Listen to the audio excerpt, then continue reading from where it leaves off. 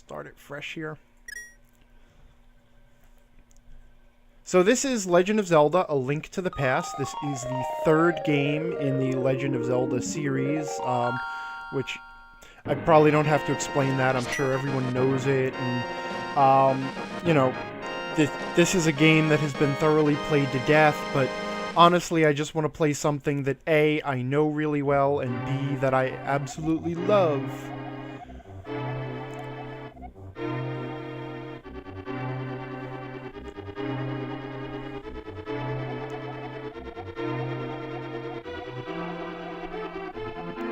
Omnipotent and omniscient, so you know it's one of the good ones.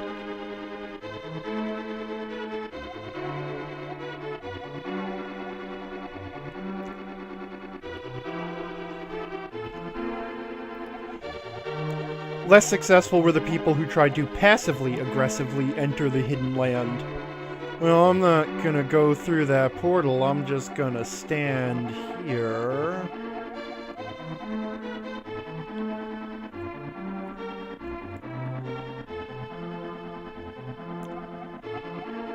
I like the one dude on the right sitting down on the job. He's on his 5-minute break.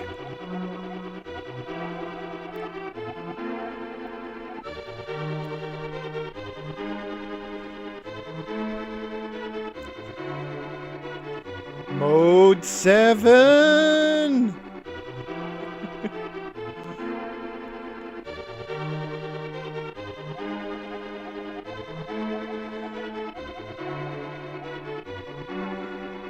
Nobody was at all concerned that that Aghanim dude has a skull for a face.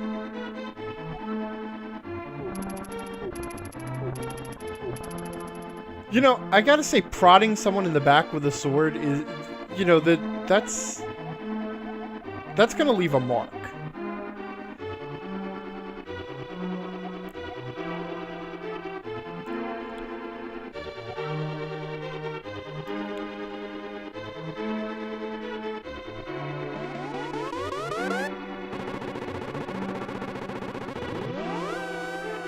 And now for my next trick, the mystery of the linking rings.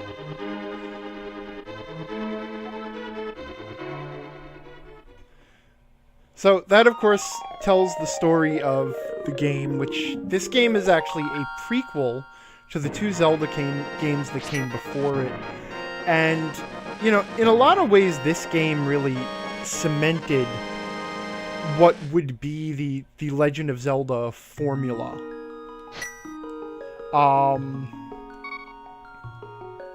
It was, you know, like, I mean, there had only been the two games before it, and the first one had a pretty distinct formula, I mean, pretty distinct, unique gameplay.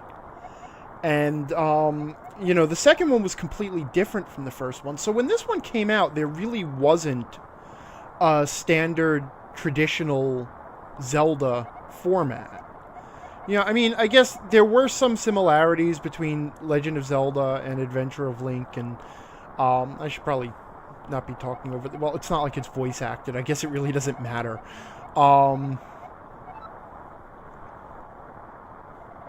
But there wasn't really a standard formula to the Zelda games before this, other than the whole go into dungeons, get treasures, and use those treasures to reach other dungeons, beat bosses, and save the world.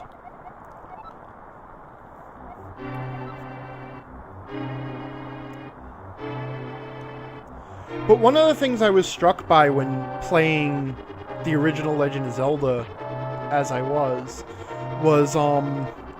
how much of a... I seem to be having a little bit of a control issue here. I don't have a diagonal control. Hold on just 1 second. That's awkward.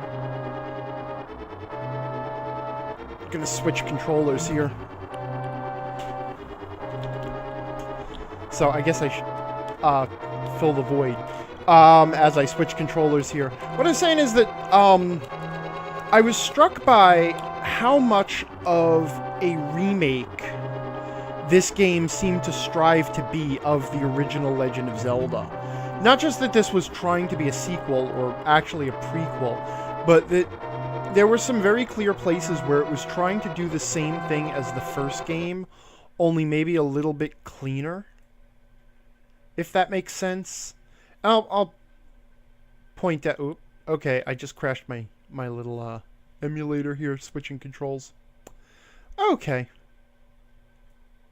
No problem. Whoops. So, we're having some technical difficulties here.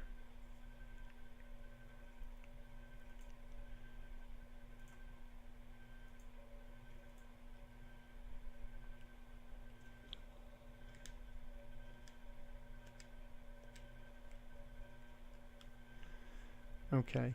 I was actually using sort of a standard gamepad, but now I'm switching to my USB SNES controller.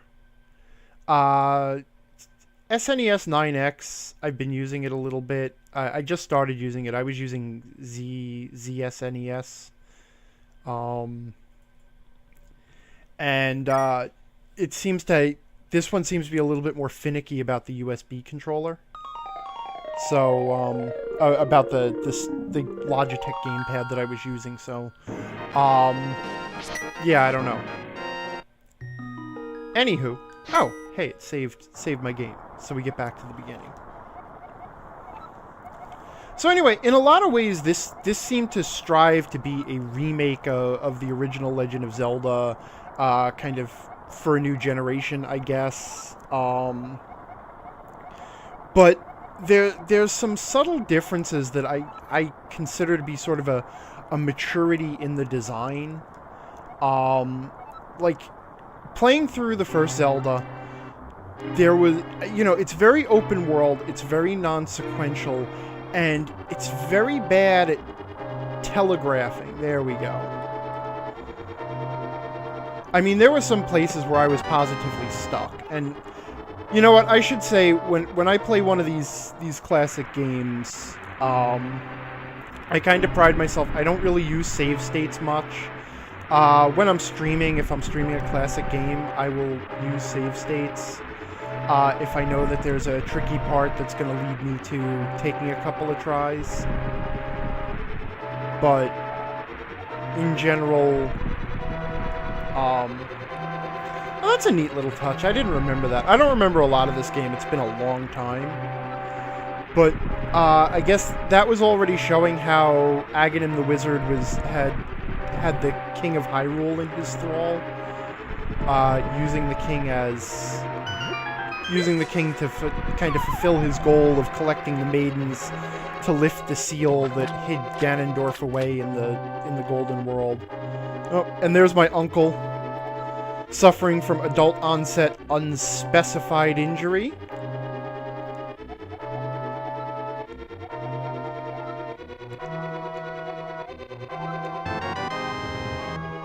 Spoiler alert, he's okay in the end. His injury is just enough to keep him from going any further, but not so bad that if I leave him in a sewer with hostile soldiers, he'll be just fine on his own. It's a very specific level of injured. Now, interestingly enough, I got the lantern in the, back at the house, but if you don't pick up the lantern there, the lantern will appear in two other places. Either that treasure chest that I just saw down there, or one of the other ones further on in the dungeon, or in the castle. Wow, okay. It's actually funny, the controls in the original Legend of Zelda were throwing me off something fierce, because there was... I'm gonna die already? That's awkward. Come on, guys. I need that heart. Alright, it's gonna take me a little while to get used to this again. But number one, you didn't have a diagonal. There was sort of an invisible grid in the world. So that you could only move orthogonally. Left, right, up, down, but never diagonally. Holy crap. Wow, that's really awkward. I probably should have booted this up sometime in the last year before I decided to stream this. There's actually some really neat bits to this game based totally on just the sprite design. Which sort of, I think more than anything, were holdovers from the second game.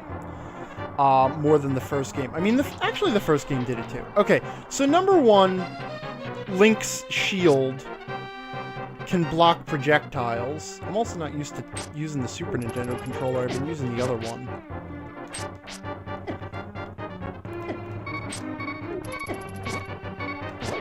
Alright, I'll get there again. Wow. Okay. This is pretty funny. But, so, Link has a shield that will block projectiles and, you know, some attacks. But you'll notice that it's kind of off to the left of his sprite. Which means that, depending on where you position yourself, like, the hitbox is fine enough on the shield to...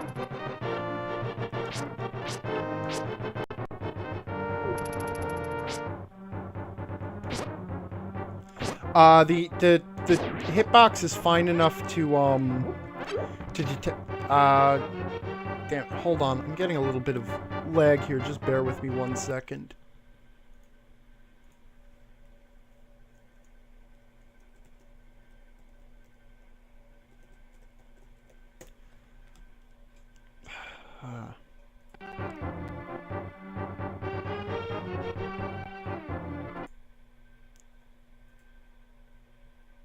I'm not quite sure what's going on here. I think it's just on my end, though. Okay, so number one is the placement of the shield, which is slightly off to Link's left, which means if you stand slightly off to his left, or you know, you wanna place attacks so that they hit the shield. Number two is that Link swings from his... Well, okay, it's left on his sprite, obviously, because Link is left-handed. He uses his sword in his left hand. But, well, not quite. I mean, that's a funny thing, too. I'm having trouble staying on topic. The other thing is that Link's sword has an arc to its swing. And, you know, like, the enemy's swords will parry your attacks, too.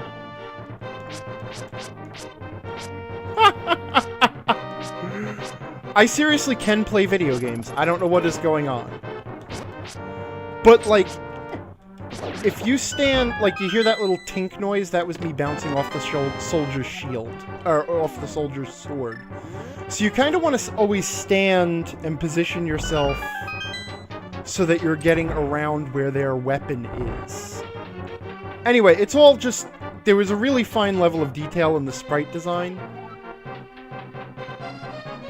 That was translated to the controls. Come on.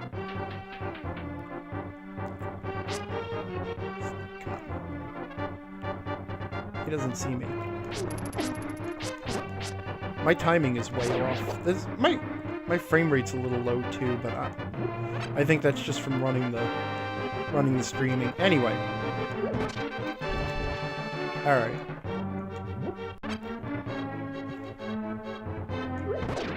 In general, I'm not going to complain about the controls of Link to the Past because they are really tight, or at least I've always felt that they're really tight. And it was, as you got used to playing it, and like I said, I haven't actually turned on this game in a while. It's about 2 years since I played through it last. But, as you get used to the controls, you find yourself positioning yourself so that you avoid where the enemy is going to block your attacks, and placing yourself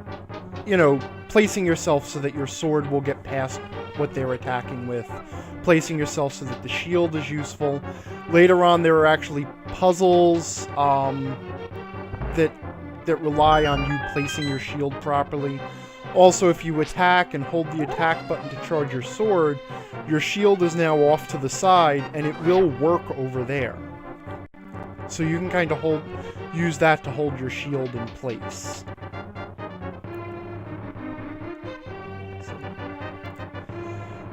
So rescuing Zelda in the first level, that's pretty much it. That's the game, right? Just rescue Zelda and the game is over.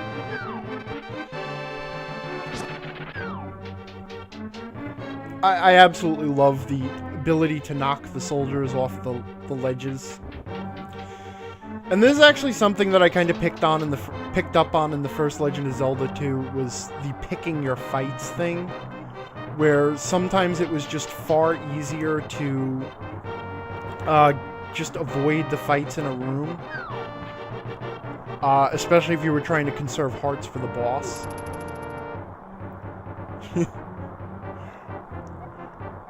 Fortunately, Princess Zelda has her magic spell of no clip on, so the enemy swords don't hurt her.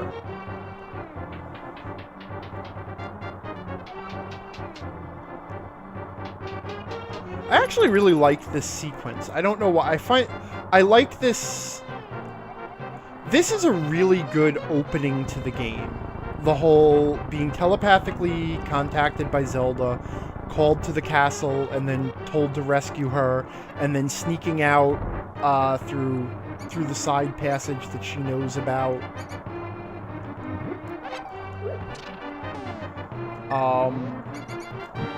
It's actually kind of a really effective sort of in medias res opening that...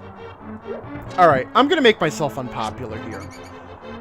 The newer, more recent Legend of Zelda games, I don't like them very much. Alright, Ocarina of Time, or Ocarina of Time, I know people love that, like it's the second coming of Link, but it started a trend where the games feel different, not in terms of their structure so much, but... Oops. Took a step a little too close to one side there. Alright, I'm gonna have to get used to the fact that I'm getting a little bit of skipping on my end.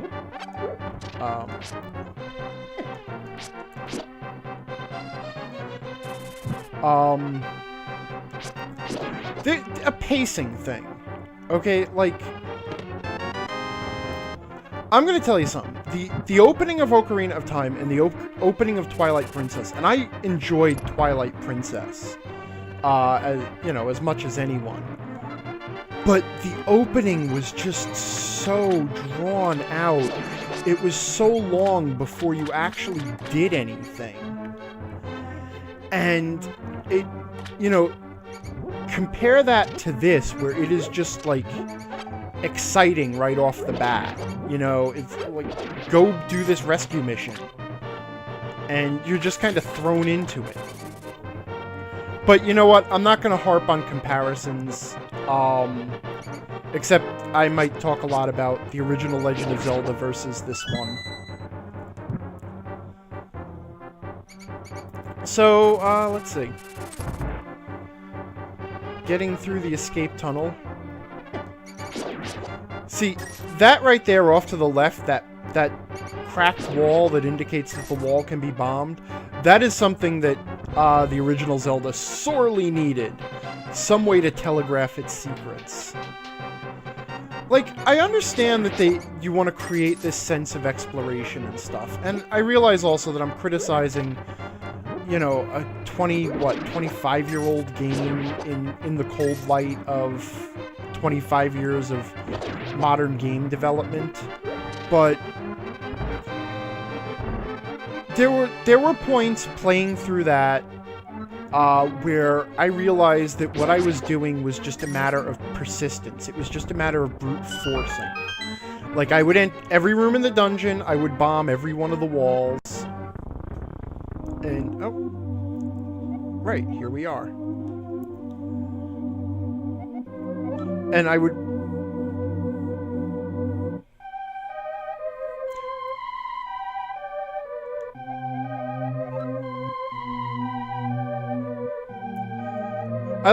I like that the Aghanim was explaining his plot even to Zelda. Like, villains can't help but do that.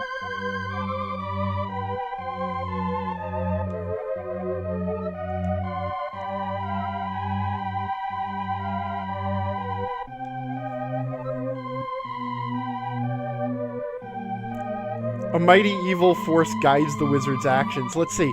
He's kidnapping women and using them to break the seal into the dark world, and he's taken over the kingdom. Yeah, evil force, maybe.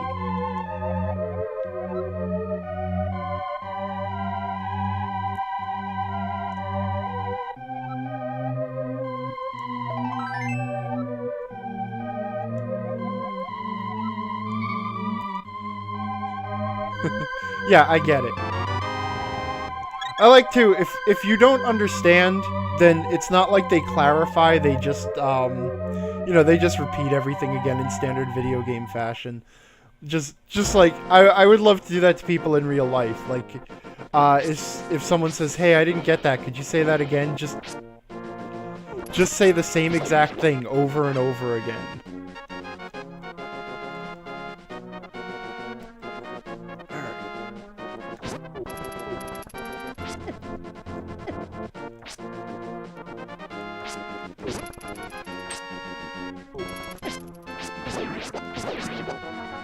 Alright, I'm getting used to it again. Let's see, interestingly enough, let's see, this game... Oh, let's actually do this somewhat efficiently, shall we? As I run back and forth between the screens. Because I'm trying to see if I actually remember the location of all the heart pieces. The sword has a little bit less reach than I think it does. Yeah, that's right. You better run. So this is the location of the first of all of the heart pieces in the game. And I think I should be able to remember where they all are. You know, that whole kid knowledge thing that you just never lose.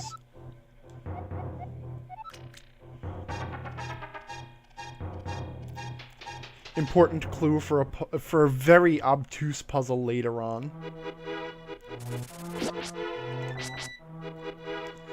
I'm trying to think here. Okay, so this game was unusual in that it was the first. I should have the boomerang on. Yeah, that's what I should do. It was one of the first, I think it was the first Super Nintendo cartridge to be released on an 8-bit cartridge rather than the standard 4-bit cartridges. So it had more memory. And even then, the game was so big with the light world and the dark world that they had to develop special compression algorithms for the graphics.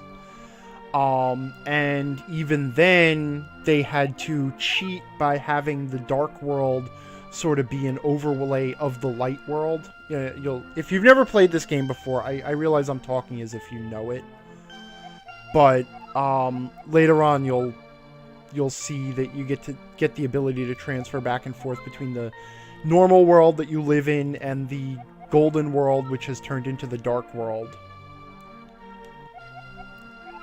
But and this is the wife of Sahasrara, the village elder and descendant of one of the wise men, who therefore is related to one of the kidnapped maidens. And since I have been sent, here's the map, by the way.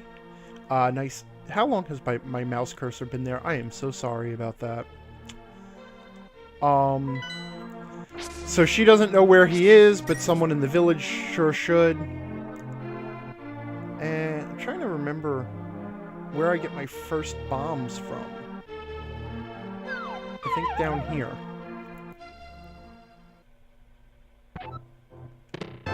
Yeah, okay. So, there we go.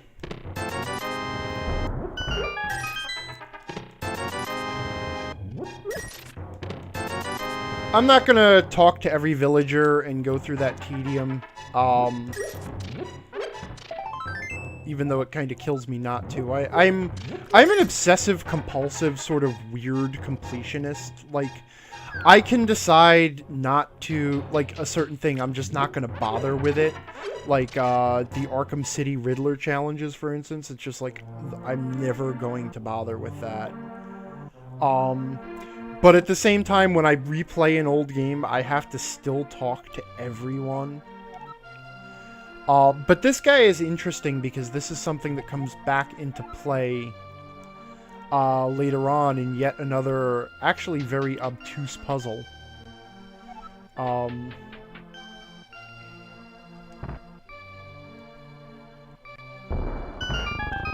Remember when it was all about the block puzzles? Whoops.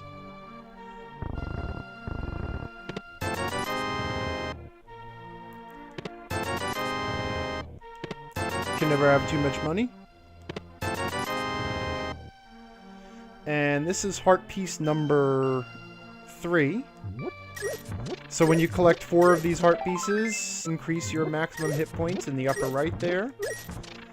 And if you play your cards right and really hunt around, you can have 5 hearts before you enter the first real dungeon. There's a lot of little stuff to do here in the village that I'm not going to bother with. This guy, he's cool. He sells a bottle. You know, bottles are funny in the Legend of Zelda world because they are some of the most valuable items. And they're some of the rarest and hardest to find items in pretty much every Zelda game. This is actually interesting. I like this little touch too. The wizard has now spread it around that you kidnapped the princess rather than rescued her. And some of the villagers turn against you and summon soldiers like that.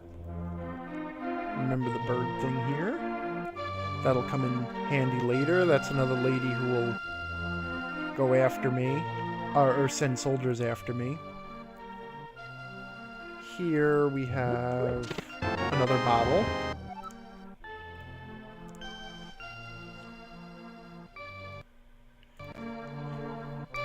Tagrath has apparently never played this one. Wow. It is a good one, and I suggest that you stop watching what I'm doing because I'm spoiling it in a very fast fashion, and go play it for yourself. But you're welcome to stay if you want to. So this is the kid who knows the location of Sahasrahla.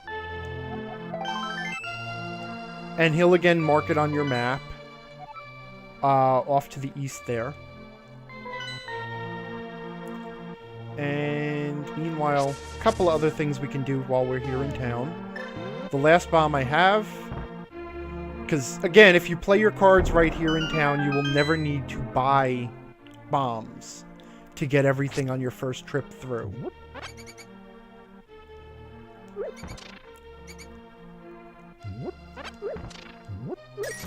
DiceApp is saying that he considers this one to be the second best. I'm curious, what do you consider to be the first best? I'm just curious, I'm not going to start a fight, I promise.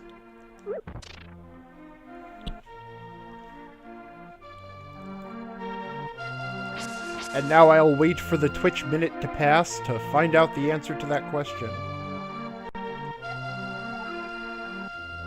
I like that lady, she's nice.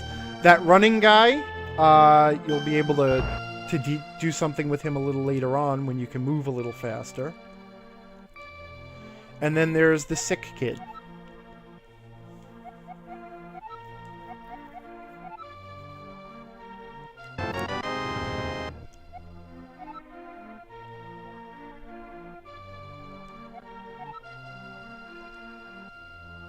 The bug-catching net, also a remarkably useful item in this game.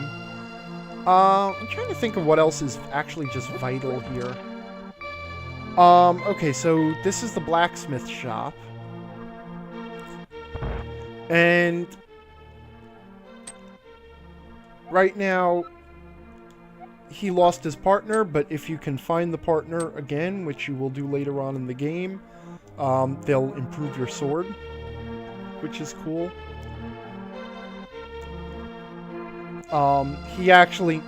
He is one of the numerous multitudes... Whoops. Wow, you know, actually using the SNES controller like this, because I don't use it often.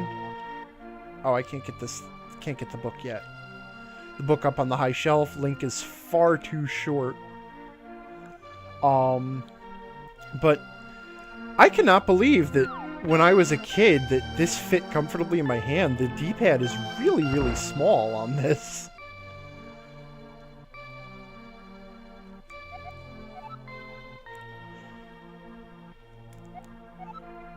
Jeebus, you walled him in? Whatever happened to just painting a line down the center of the house and saying, this is my side, that's your side?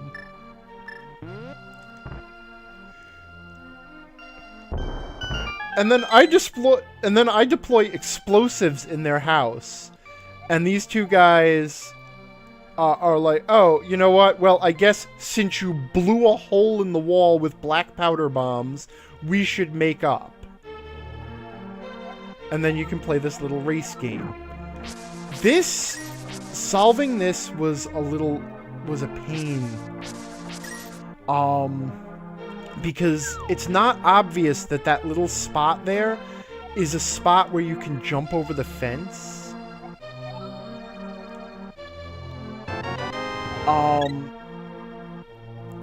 But without that, you can't make it in time. Because you have 15 seconds from the starting line to get that heart. So, and now we will make our way to the Eastern Palace where Sahasrara is hiding. And he will give us the quest for the first part of the game. And we'll put my boomerang back on. Since these soldiers have actually been giving me a lot of trouble. Embarrassingly enough.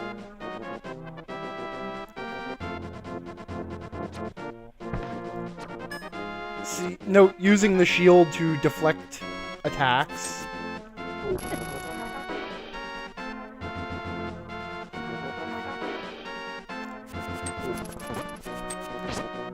I very briefly actually booted up Zelda 2 Link's Adventure.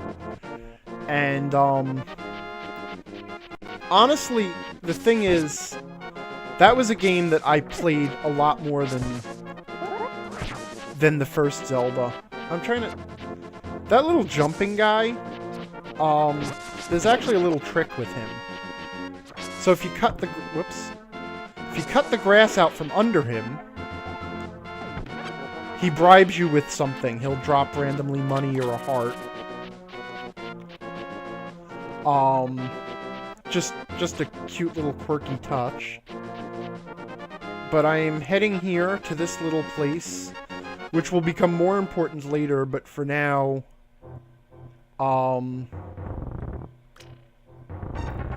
it'll allow me to get another heart piece, since I'm trying to get them all. I used to have it to the point where, like, I knew, like, the optimal path through. I'm not a speedrunner by any sense, obviously. If I were a speedrunner, I would be a really sucky one. Tagreth is asking about the green meter. I guess I should talk a little bit about the game and the controls for the benefit of people who haven't played it before. Okay, so the green meter is your magic energy. Right now, it doesn't do much more than power your lantern. But, later on, you'll get other magic items. Whoops, I dropped them. This fish, by the way, another little Easter egg. There's actually 2 Easter eggs with the fish, but I'm not going to do them both. But this fish, if you take him to the water and throw him in, he is grateful and pays you. Just a cute little thing. The other thing is you can actually carry that fish all the way back to that bottle merchant in town, and if you drop it in front of him, he'll buy the fish for... I think it's like just a handful of random drop items. Like he'll drop some rupees and some arrows and some boomerangs. Not boomerang, what the hell? Arrows, bombs, normal droppable stuff, maybe hearts.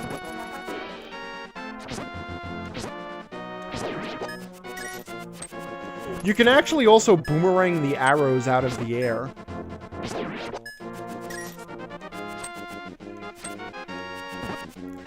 And you can use the boomerang to pick up distant items also.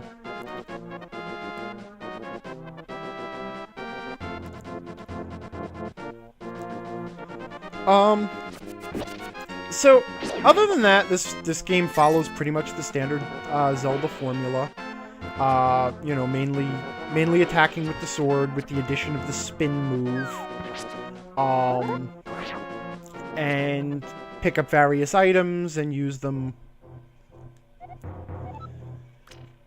Yeah, I mean, there's not really a lot to say. I mean, it's the same game over and over again, which is, of course, no discredit to it.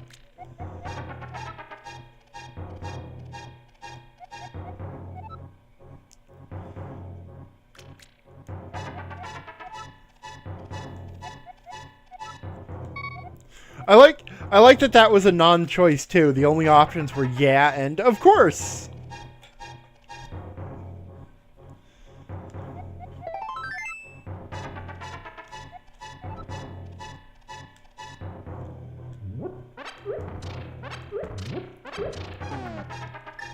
Another bombable wall.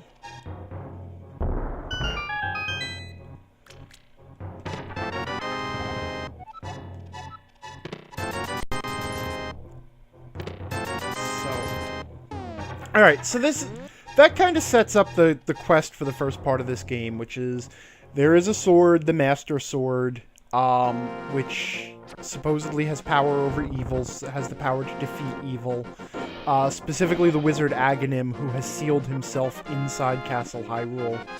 And in order to retrieve the sword, you need to have the 3 pendants, Courage, Wisdom, and Power, which match up with the 3 Triforces from previous games. So this kind of sets up the go to the 3 dungeons, get the 3 pendants, get the Master Sword, beat Aghanim, win the game.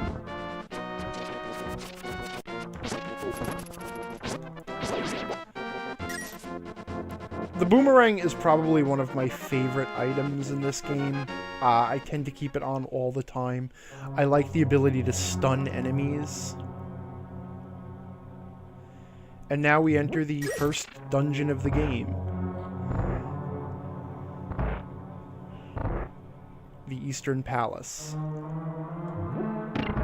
And this dungeon actually teaches a lot of the vocabulary of sorts that you'll need to get through the dungeons. You'll notice the first one was you really can't proceed until you discover that little pressure plate under the switch, under the pot. You can't proceed until you hit this pressure plate. So now you know what both of these things look like, and you know to look out for them. Kind of teaches you about the whole idea of the shuttered doors.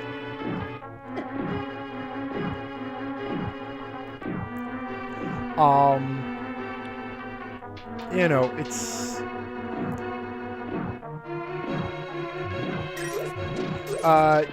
Tagrath is talking about the hook shot as an awesome item too, and yeah, actually this is the game that first introduced the hook shot.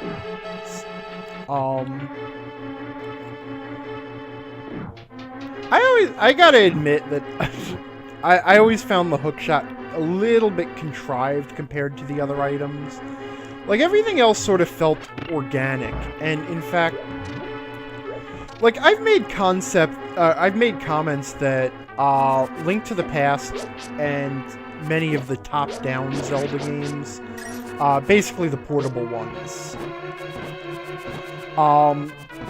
kind of belong in the same class of games as Metroid. You know, I hesitate to use the word Metroidvania because I gotta be totally honest. I don't think, except for Castlevania Symphony of the Night, I really don't think that, I just realized I made a big mistake and forgot to get the mushroom in the forest. Alright, we'll have to go back for that. I don't think the other Castlevania games really pull off Metroidvania. I don't think they quite have the same spirit, except for Symphony of the Night. And even then, I think Symphony of the Night was lacking something. But To tell you the honest truth, even though Link to the Past is very much a remake of the first Zelda game on the Super Nintendo, there is a distinct difference. And it has to do with structure and pacing, really.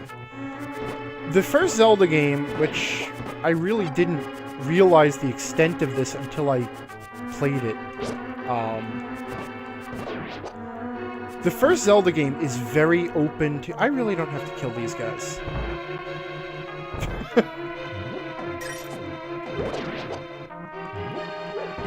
I like that we live in a world where the clay pots are more powerful than my sword.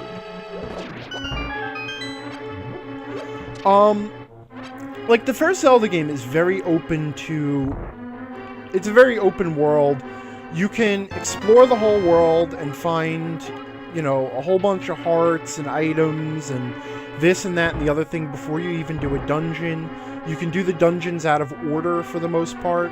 Like, I ended up doing 8 before 7 because I couldn't find 7. And it's very much non-sequential and non-telegraphed. It doesn't tell you where to go. It doesn't give you indicators of where to go. And there's not really a sequence built into it. Can't pick. Whereas this game definitely has a sequence built into it, much like, you know, like Super Metroid does. And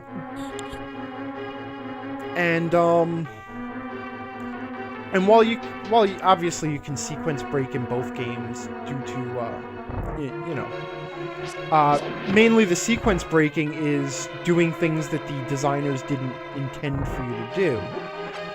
And I will say that this game does open up to more freeform exploration about halfway through, but it also gives you some strong hints that that's not what it wants you to do.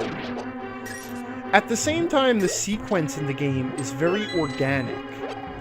Like, there are certain areas you just can't reach until you have the necessary tools.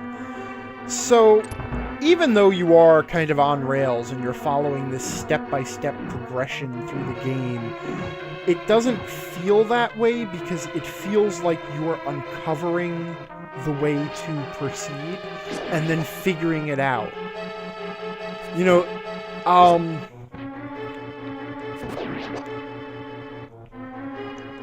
it's kind of a subtle difference in the feel of it, but I talk about this a lot, blogging about RPGs and about...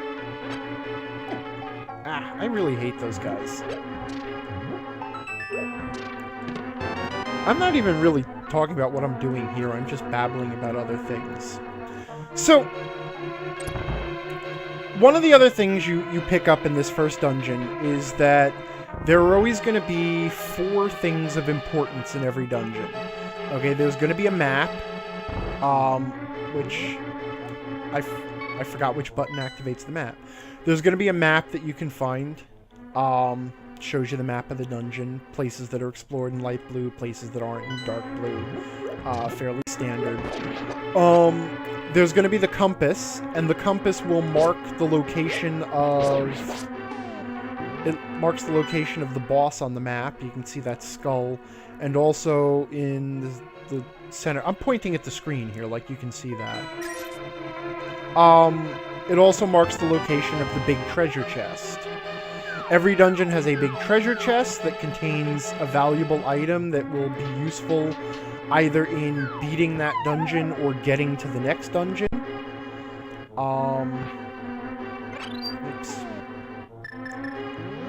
Fairies, you can catch and keep them in bottles, by the by.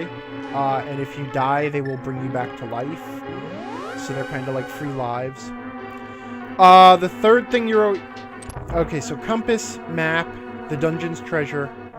And then the last thing you're going to have to find in every dungeon is the big key.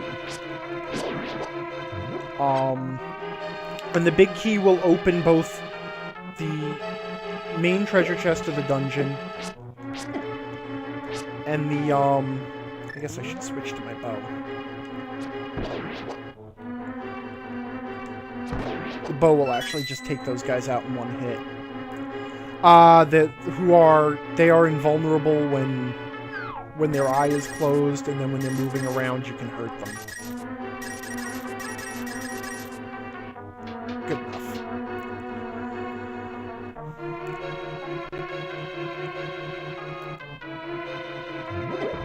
Oh, I forgot that other guy. I thought I took him out already.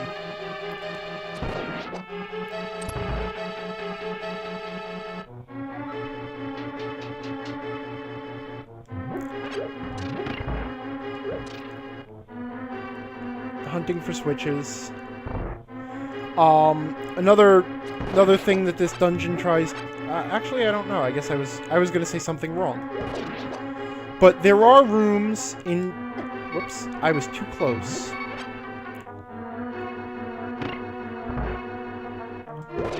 See, the bow actually has a little bit of delay before it fires, and you have to take that into consideration. And in fact, even your sword has just a slight hint of a delay on it. So if you're too close to an enemy, you're not going to hit it before it walks into you.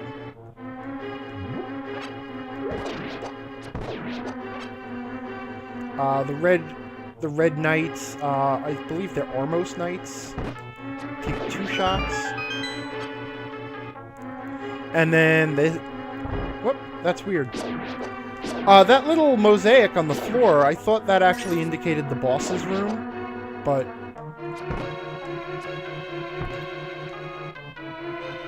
But I guess not.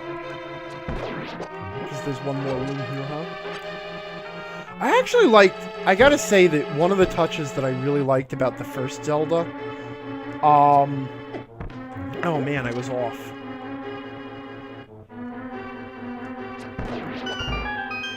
The hitbox with the arrow is really finicky. It's got a very thin hitbox.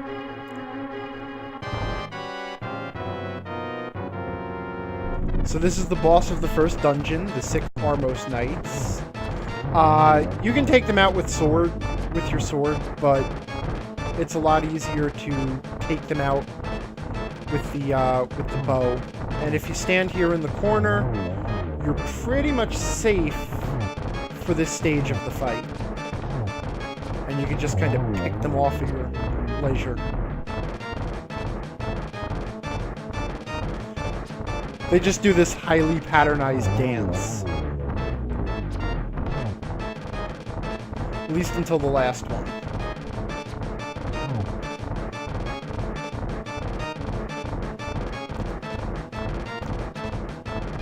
I shot right between them.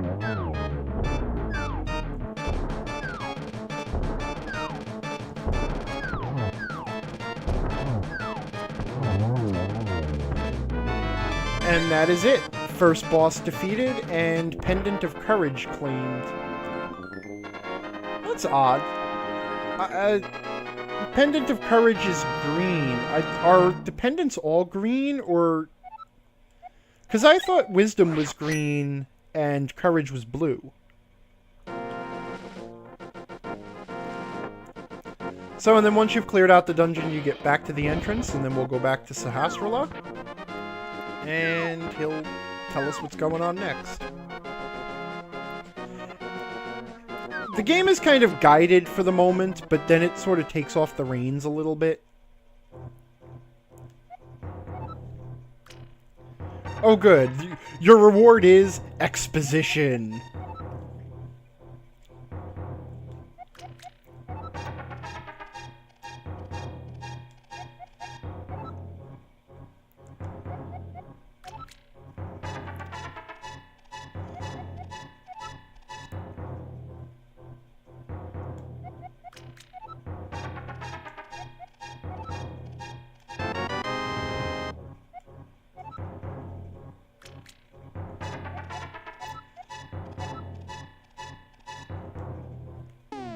So he gives us the Pegasus boots, and then he directs us to the lake.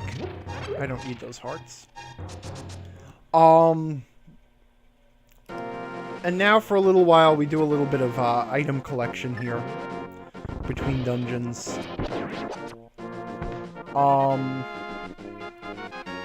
He did update my map, so now you see that it's marking the other two pendants. The wisdom pendant in the lower left in the desert, and in the upper right, or in the middle, is the pendant of power in the Tower of Hera, or Hera. So, yeah, but am I crazy? Isn't green the color of wisdom and blue the color of courage, like, traditionally? I mean, I don't know. Or am I just thinking of the terrible cartoon?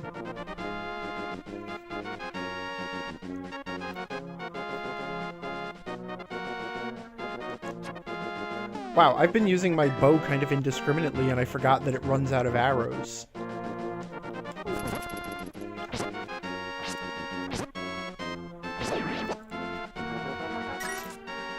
So, he directs us over to the other side of the lake, which is here, but we can't get around to the other side from here. We have to take the long way around, and we'll actually come back to that in a minute, because we have to head back to the village and pick up another item.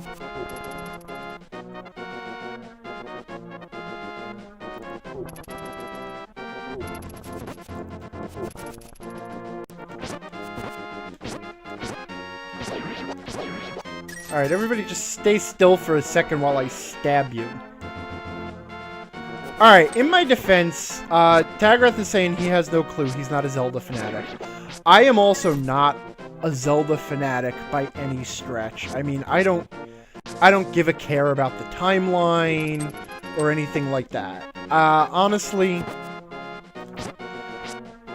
my love for Zelda begins and ends with the top-down games, and I haven't actually played A Link Between Worlds yet, but I hear it's really good. If you're into the top-down Zeldas. But, like, I love the Game Boy entries. I loved Link's Awakening. I loved the Oracle series.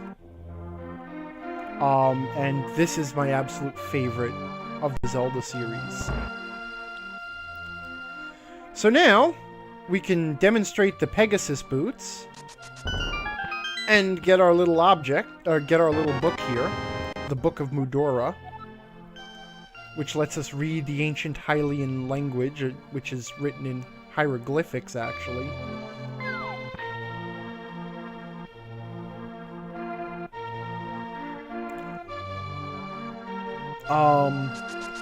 But otherwise, this lets us dash quickly to cover a lot of ground.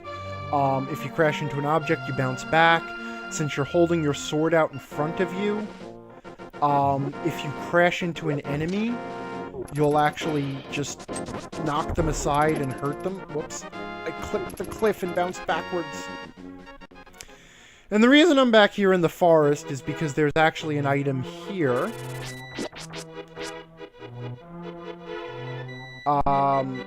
A magic mushroom that we want to pick up, and I think it's over here.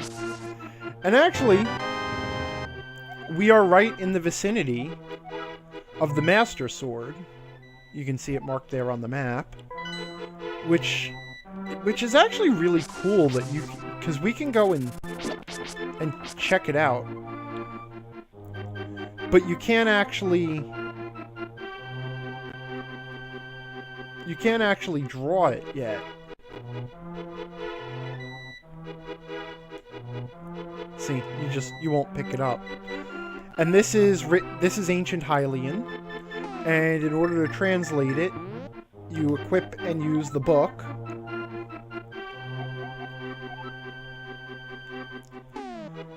And we can read the text.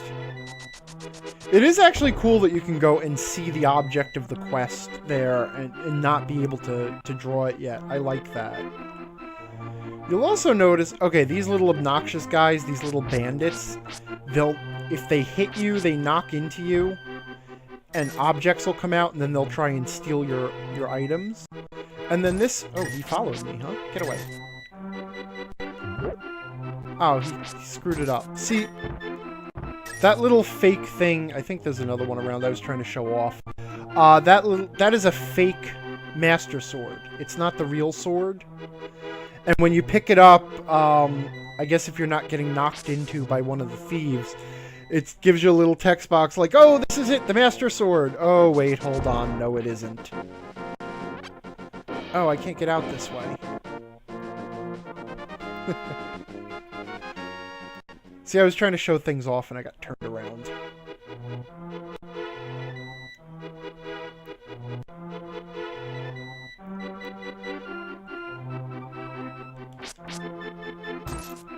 You know what? You can have them. It's not worth hassling over. That bird will hurt you even when you're under the log and he's above it. Didn't I get this already?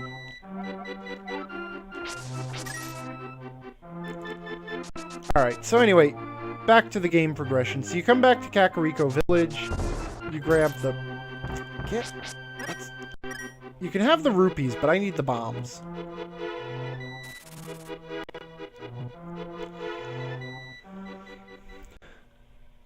So you get the Book of Medora, which you're going to need. And then we're gonna follow up on the hint Sahasrahla gave us. Oh wait. While we're here, remember that dude who runs away? We can catch him now. If we come at him from the other side.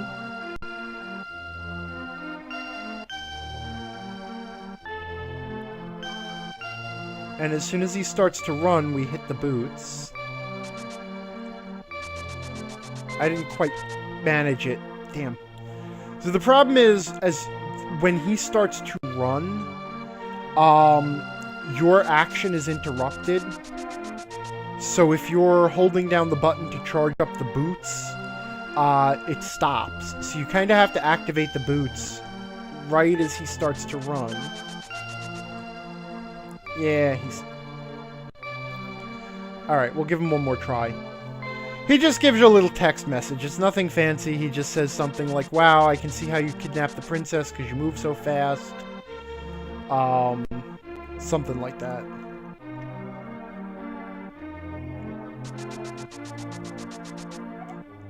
There we go.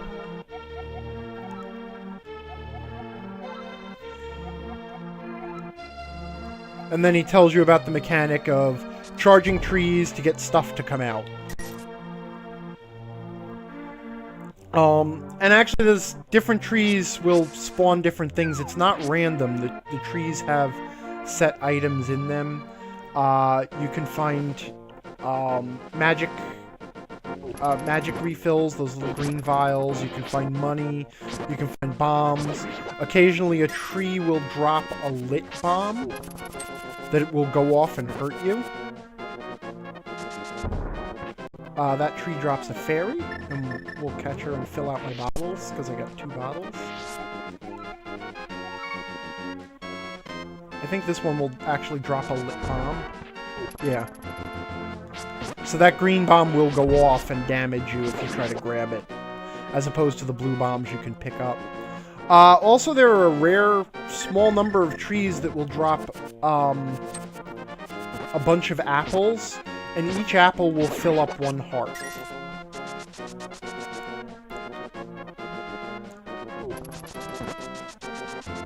So now we'll head back through the swamp and around the back way of the lake. Kind of see this odd rock here.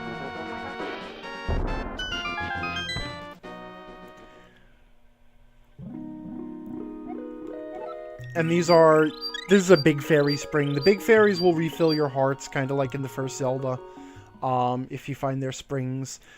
Some of the springs will contain 2 to 4 of the little fairies that you can either pick up to refill your hearts, or you can catch them in bottles.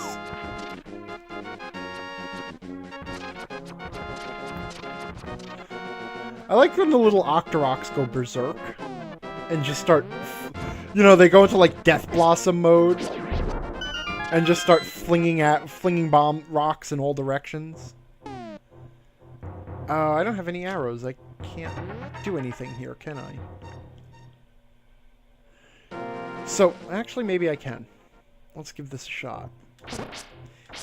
There's a shuttered door up here, and if you can kill all the... I think those are landmillas or moldorms. I don't know. And if you kill them all... yeah, it opens. Usually I do it with the bow and arrows, but...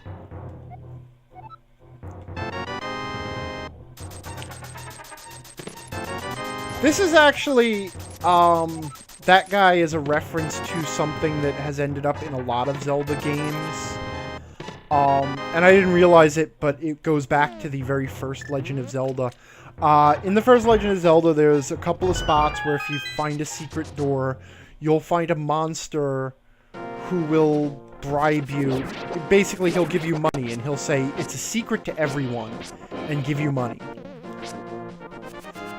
Which, honestly, frankly, didn't make a whole lot of sense. Damn it, I fell in the water. Fell in the water again. Which doesn't make a whole lot of sense, but when, in the original Japanese, it was something like, you know, let me go just this one time, or leave me alone this one time, or don't tell anyone I'm here, something like that. And it became clear that the monster was trying to bribe you into just leaving it alone. But the guy who gives out money because it's a secret, you know, it's a secret, I'll pay you to keep the secret, whatever, he shows up in other Zelda games. In one of the portable games, there's some monsters that will do the it's a secret to everyone. Now this is the cave where Sahasrahla said there was an item, but I took the wrong entrance because you have to come in by the secret way. However, there is... Whoops, let me empty a bottle here, because there's an Easter egg in here as well, so we'll let that fairy go. And we'll put on my bug-catching net. If you ram this... Whoops. If you ram that statue, a bee comes out. Now, you'll find bees periodically through the game, sometimes under bushes when you cut them down, sometimes in trees that you ram, and they'll fly around and do damage to you. But this bee is a little bit different than the other bees. You can see that he's named the Good Bee. And I'll actually, if you release him, he goes berserk and kills your enemies. And I can't remember if you can re-catch him. I think... No, that's it. Oh yeah, okay. So then you can re-catch him again and kind of use him again and again. But as an additional Easter egg, if you take him back to the village to the bottle merchant and release him by the bottle merchant will buy him from you. And again, he'll take the Good Bee and he'll leave you with money. So this is the ice rod. This is what Sahasrahla directs you to get. And it doesn't appear to be vital. In fact, it's kind of missable almost. And you can see what it does is it freezes the enemies. You know, kind of like the ice beam. And you can actually pick up the enemies and throw them when they're frozen, which is kind of cool. But the thing is, you can miss this item. If you don't follow Sahasrahla's instructions, or you don't find your way down here, and you can get a long way into this game before you discover that you need the ice rod for something. And that is the boss of one of the last dungeons in the game. Awkwardly enough. Okay. So now, having done the whole item collection thing, we can head to the next dungeon. Oh, see, that's one of the bees. As I ran over the grass, I freed a bee, and he would come and hurt me. But now we want to go to the desert and to the dungeon there to get the Pendant of Courage. I'm sorry, the Pendant of Wisdom. And of course, as I said, the pendants line up to the Triforces. You know, according to legend, the whole Legend of the Triforce thing wasn't really made clear until Ocarina of Time. I mean, this one talks about the Triforce as, hey, it's just this thing that exists in the Golden... I already came in here. The Triforce is this thing that exists in the Golden Realm. If you manage to get a hold of it, it'll grant your wishes and give you ultimate power. And then, you know, Ganondorf got it. Oh, this guy...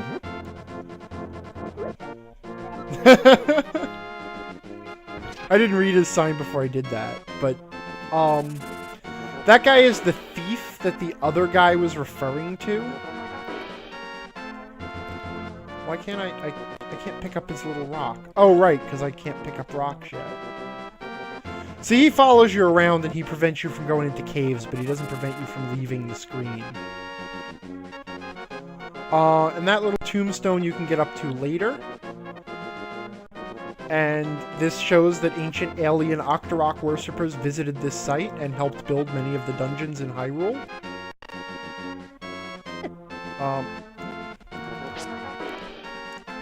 The vultures are kind of annoying, but if you just don't run too fast, then they won't hurt you like they did me. And in this little hidden cave, we find another wise man. I think if I had come here before I got the book, he would say something like, oh, you need to go get the book. You won't go any further without it.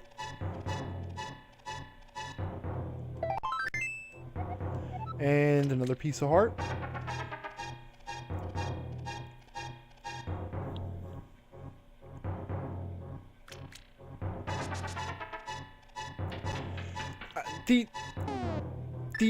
The land of Hyrule is just, like, loaded with wise old men living in, basically, caves, and, like, I love the fact that some of them just wall themselves in, like, you blow a hole in a cliffside, and then, you know, you find that there's just this dude living in there, and he walled himself in.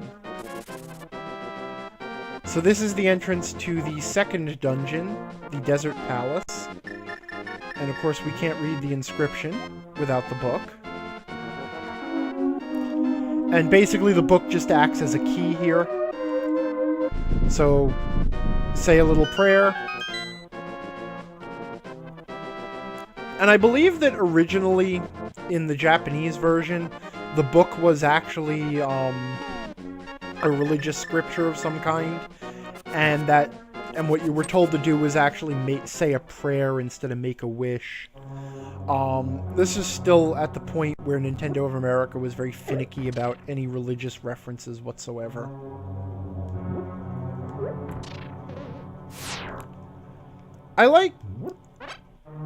This dungeon is really neat in that it creates an immediate juxtaposition from the first one. In that it's got this very open floor plan, the floor is sand. But the openness of the floor plan, like when you walk in, you're not in these tight, constrained halls. It feels like you're in a big, wide open room. It's neat just to show the variety that you will start to see in the dungeons as the game goes on. Hey, wake up. I missed. Great. You know what? Fine. I didn't want to do this with the bow, but now this is going to be a very harrowing experience for you.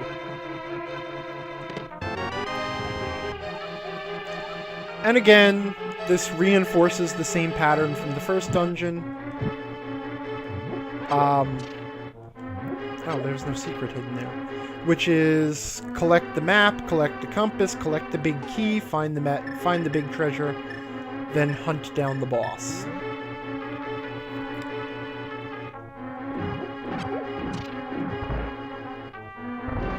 This room is actually a trap. Whoops. Alright, guys. In that there is absolutely nothing in here, you don't have to come in here, and you can't get out until you've killed the enemies. And I absolutely hate those burrowing, levers, I think.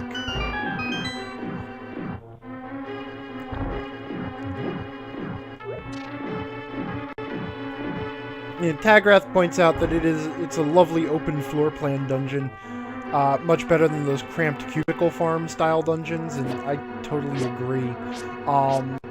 You know, traffic flow is a very important, you know, traffic flow through is something that not a lot of dungeon architects take seriously.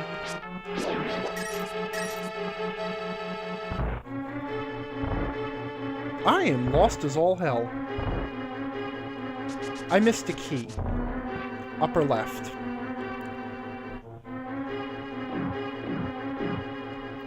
And again, picking your battles. This isn't a game where you want to kill absolutely everything in every room. Though occasionally stuff will be hidden in rooms that you will only find if you kill everything. I also love the ancient Hyrulean laser turrets, you know, based on medieval fantasy technology.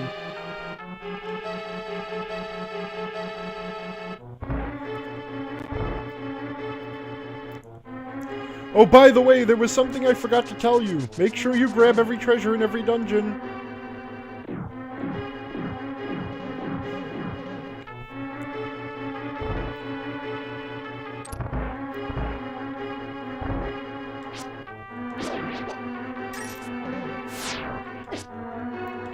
Wow, I actually just kind of walked into that tentacle thing, didn't I?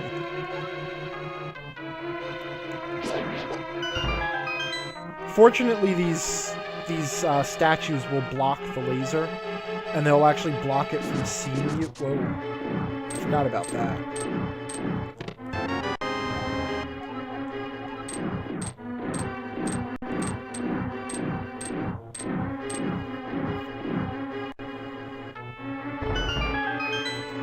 I also have to say, I really like the variety of challenges that the dungeons throw at you. This actually, there's no reason to come this way, but this actually leads outside, and if you foolishly jump off, then you go back to the beginning of the dungeon. Or, you know, you're back outside and you gotta come back in the front door. But it's actually pretty neat because it foreshadows something later on where exiting and entering the dungeon through different passages will become important. In fact, that's gonna actually become important here again in a sec. But this is another one of those search for the button rooms. And now I get the treasure here, which is the Power Glove, which is so bad.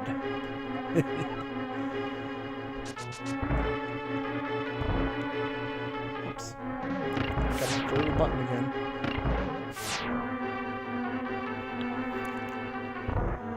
The Power Glove allows you to pick up heavier objects, like the rocks outside that I ran right into that quicksand pit, didn't I?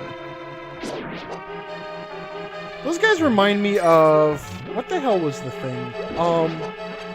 In Final Fantasy 4 or 2, I guess since we're playing on the SNES, gotta refer to it as 2. The Antlion.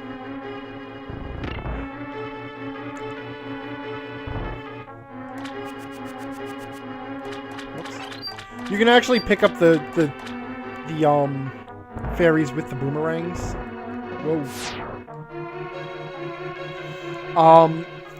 Actually picking up items with the boomerang is something that was in the original Legend of Zelda, which I'm still stuck on because I'm actually just jazzed that I finally beat it after all these years.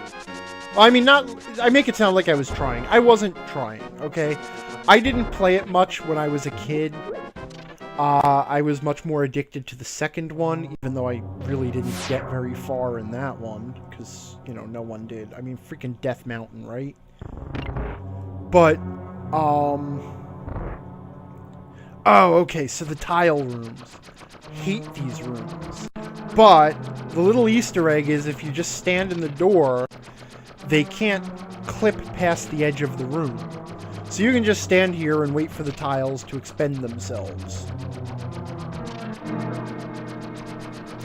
Alternatively, you can walk around the room dodging them, or you can try to whack them out of the air with the sword.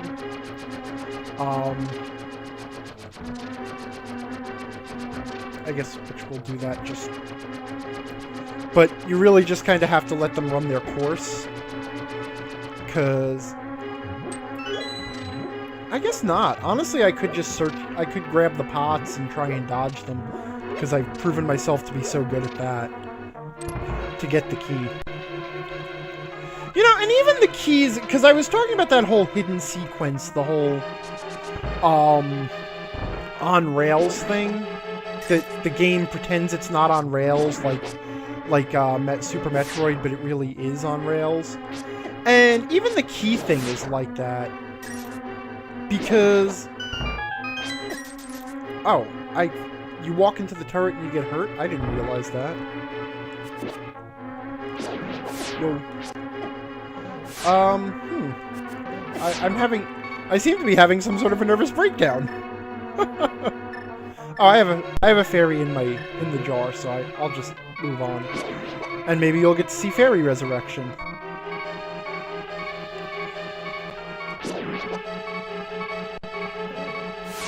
So I think this room... Yeah, okay. I knew that was coming. It's fine. I don't know what happened. I just kind of lost control. But... this room introduces... No, it doesn't. Never mind. I was gonna say, this room introduces a puzzle too, but it doesn't. The puzzle of... light all the torches. Get all the torches to be lit at the same time. But that room doesn't do it yet. So I guess that's coming later.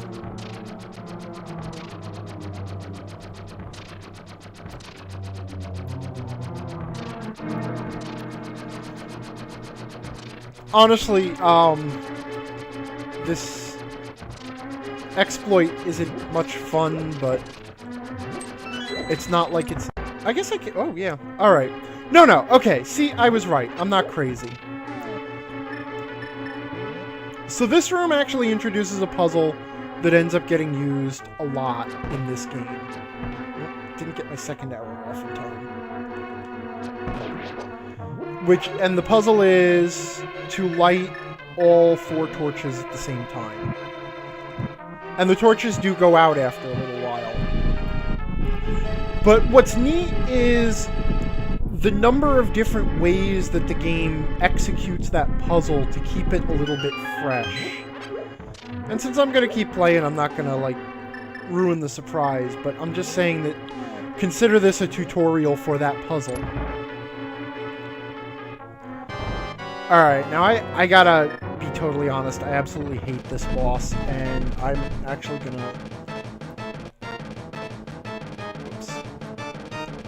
I'm actually gonna throw a save state in here, because I have a bad history with this. I really got a hotkey save stating. Alright, so these guys emerge from the ground. They fly in a random direction. They shoot out 4 rocks, and then they submerge back underground. They take a lot of damage from the arrows, but it's kind of tough to line up that shot. So I find it actually easier to do with the sword. Especially because if you stand right next to them and they come in your direction, you're gonna get hurt. See, like that.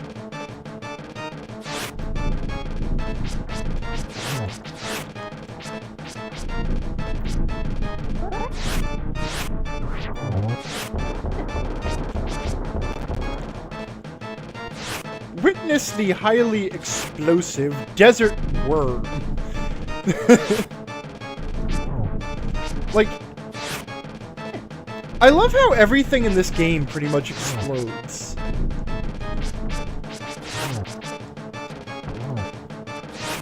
Darn, I was hoping I got another shot in there.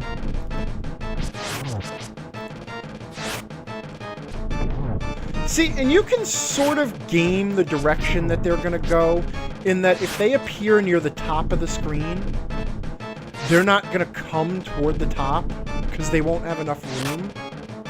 Which is kind of why I hover against the top wall here.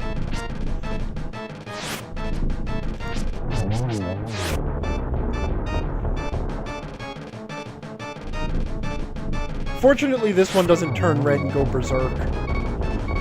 Alright, so I guess the save state nervousness was unwarranted, but that was kind of a close thing.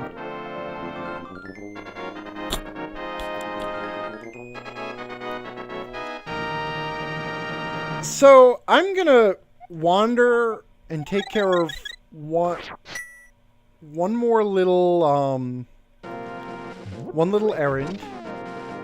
And then I'm gonna call it quits for tonight here.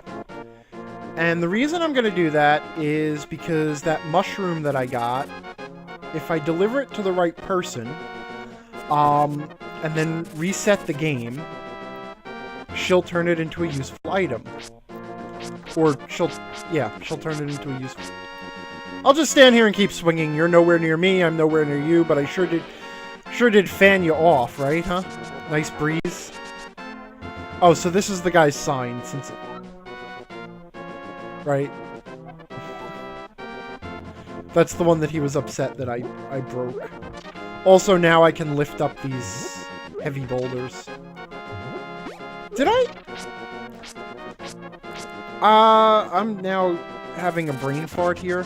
Did I get the heart piece to the south of the exit to the dungeon? Whoops. Ran right into a cactus.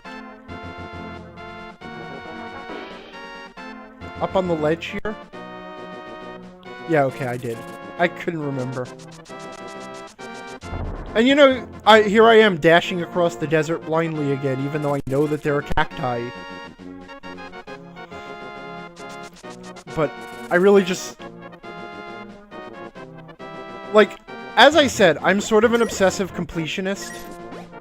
But at the same time, I absolutely hate backtracking and wasting time.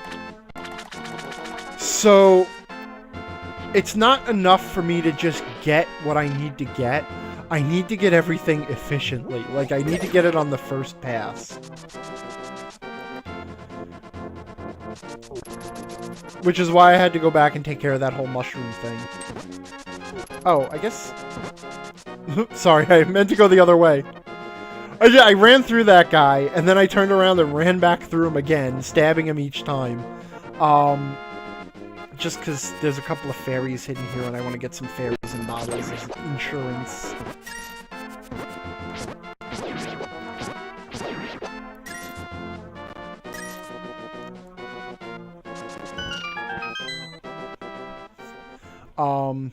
Just so that I have them. And I'm gonna let the good bee go. I guess I could have sold the good bee to the guy in the town, because I was talking about that. I didn't want the bee. I want the fairy. Alright, 2 fairies. Just to make up for the fact that, even though I can handle 90% of things, there will be that 10% of the time where I will just have a complete nervous breakdown and get killed by tentacle monsters and laser turrets. Alright, so dropping off the mushroom.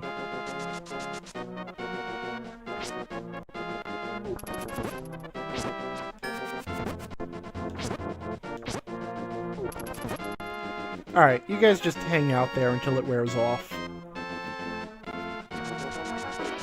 I like the idea of the soldiers just, like, coming to a little bit later on, and they're like, Barry, do you remember anything? Well, the last thing I remember is a boomerang came flying out of nowhere, and then that's it. Everything's kind of a blank. Well, I guess we'll do 2 things, since we're here anyway. Alright, so By the way, I avoid attacking these guys, the buzz blobs, because if you stab them, they give off electricity.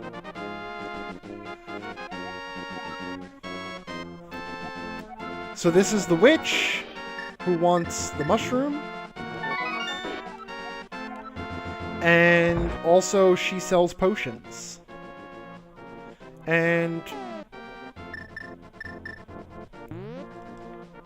the fairly traditional Zelda potions.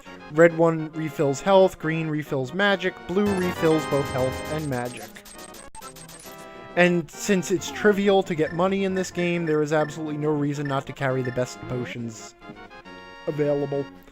But I do also try to carry at least one fairy, just in case I screw up badly and have to come back to life. But while we're here, we'll take care of two other little between dungeon tasks.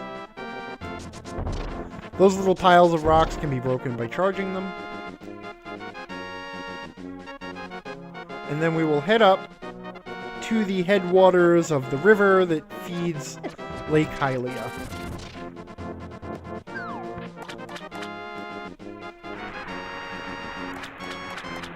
And in this little hidden sub-area, you get pestered by these Zoras. Classic L and R transliteration problem in the original Zelda manual, where they were Zolas and then they became Zoras, and this is kind of a maze, and I think I took the wrong way. And if you walk too close to the edge, you just jump into the water, and since you can't swim, you just drown. And I did. I went the wrong way.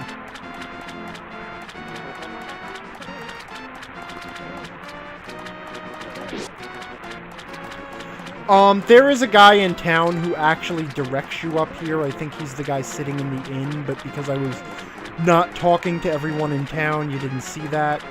So it's not, this isn't completely out of the blue.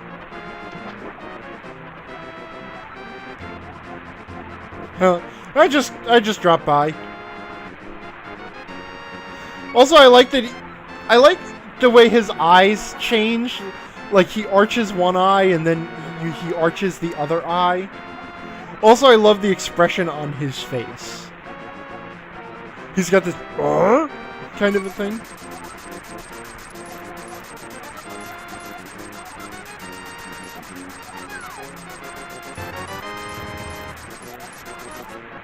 So now with the the enchanted slippers.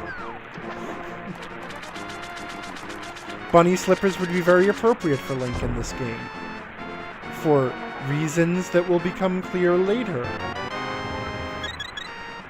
And yet another piece of heart. So with the flippers, we can now freely swim in the deep water, which is very helpful.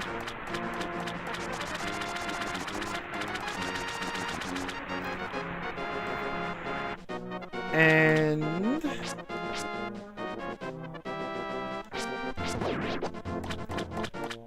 it also allows us to access this little Easter egg.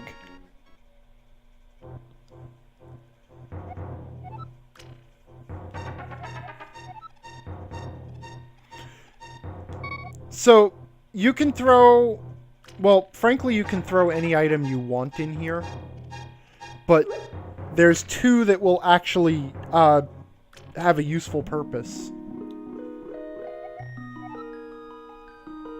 And of course, she likes honesty, and so she'll upgrade your equipment.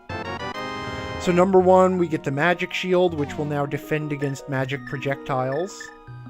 Oh, I don't have to change equipment. And then we gotta walk away. Come back.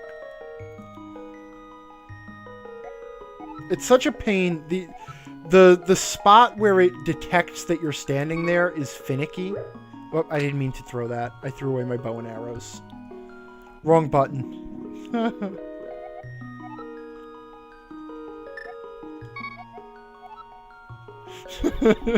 To tell the truth, yeah, it kinda is.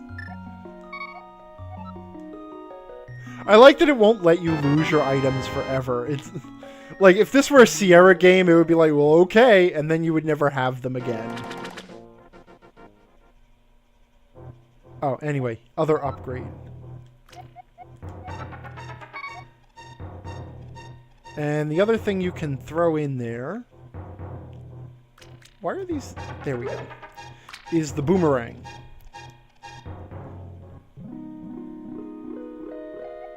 There is absolutely nothing in the game that indicates what things you can throw. You just come here and experiment. But now I have the magic boomerang, which has a longer range on it.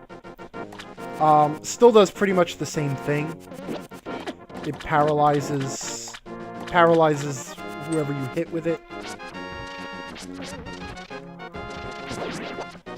And the other thing the Zora did was he allows me to use these warp zones.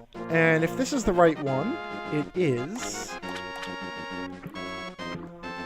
We're now down here at Lake Hylia, and there's a couple of things we can do here. We can't get that heart piece quite yet. We'll have to figure out a way to get it later.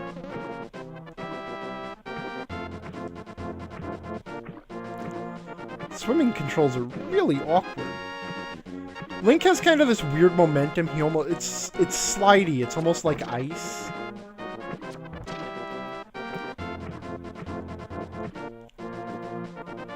So one thing we can do is go under this bridge.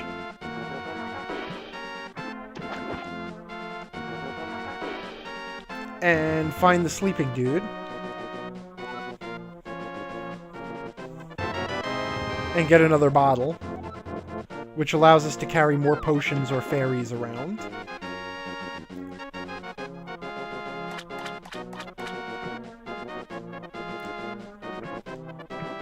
Whoops.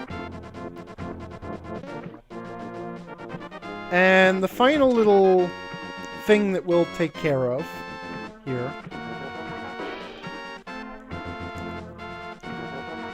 is on this island here in the middle of Lake Hylia is the other magic fountain in the game. Now notice this rock is kind of dark colored. I'm not strong enough to pick it up yet.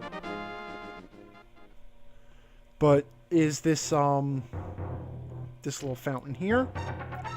The Pond of Happiness.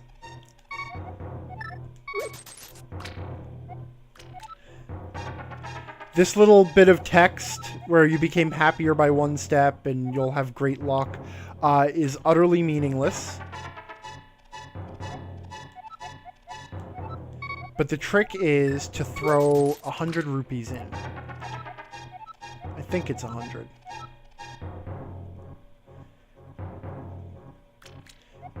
And it's kind of a pain because you got to take a few steps back and then you got to walk up and then it takes a second to figure out that you've walked back to it.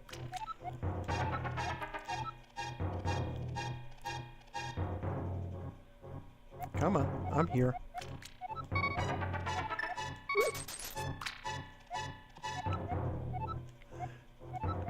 I don't know why it couldn't just use the context button, the A button, as sort of a examine type thing.